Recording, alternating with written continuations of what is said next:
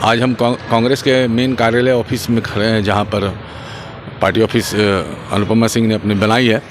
और सवालों और जवाबों के बीच के दरमियान में जो सवाल हुआ है कि आपको लोग कह रहे हैं कि भारी भीतरी वाला जो मामला है, तो उन्होंने कहा कि वोट देने के लिए कोई भारी भीतरी नहीं होता है। और एक झारखंड में रहने वालों के लिए अगर धनबाद और बोकारो के बीच में अगर भारी भीतरी का ये मामला आ जाए तो ये फिर कोई मुद्दा नहीं है और वोट हर कोई भी दे सकता है। और जहाँ तक बात है छवि की बात है, तो वो मैं साफ छवि हूँ और दाग वाले तो कुछ बोल नहीं रहे हैं, हमेशा अपनी ही गुणवत्ता को गिनाते हैं।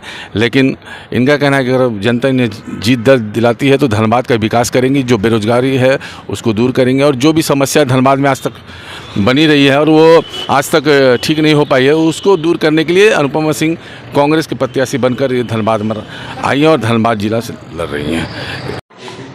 जनता के लिए मैं यही बोलूँगी कि अभी समय है, 5 साल में ये एक बार हमें समय मिलता है, तो हमें अपने मत का प्रयोग करना चाहिए और जागरूक होकर प्रयोग करना चाहिए।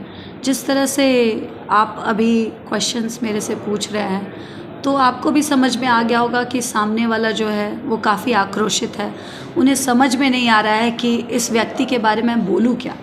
तो कुछ पॉइंट्स नहीं मिल रहे हैं, तो पॉइंट यही है कि बाहरी है, भीतरी है, यही एक पॉइंट उनके पास बची हुई है। तो महिला है, यही सब पॉइंट्स है।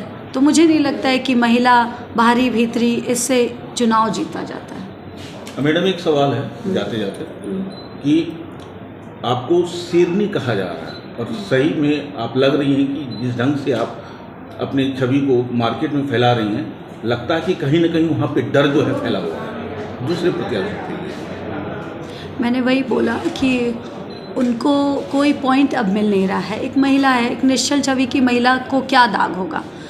मैंने जीवन में ना कभी क्राइम किया है, ना अपने परिवार को कभी करते हुए देखा है, ना मैं जीवन में चाहूँगी कि मेरे परिवार का कोई भी इंसान कभी कोई क्राइम करे, और मैं तो जीवन में कभी कर भी नहीं सकती हूँ। तो मुझे लगता है कि सामने वाले जो हैं उनके क्राइम के बारे में बोलूँगी तो शायद मेरा सारा आज प्रोग्राम छूट जाएगा, तो मैं अब वो नहीं करना चाहती हूँ। मैं बस लोगों से यही एक अपील करना चाहती हूँ, मैं सबसे बोल रही हूँ कि जो इंसान आज हमें बाहरी भीतरी जाति और काफ़ी नाना प्रकार के चीज़ों को बोल कर बांटने की कोशिश कर रहे हैं, जो कि अभी तक वो उम्मीदवार ही हैं, वो बने नहीं हैं, अभी हम सांसद बने नहीं हैं। तो अभी जब बने भी नहीं हैं तो वो लोगों को बांट रहे हैं।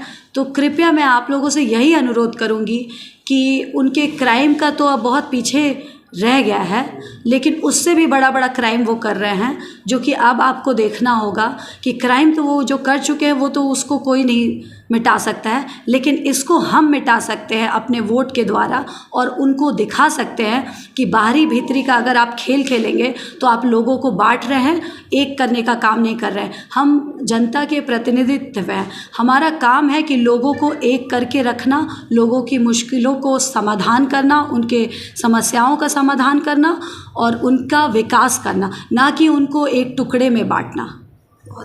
अंतरकथा से न्यूज़ रिपोर्ट सुनीत वर्मा।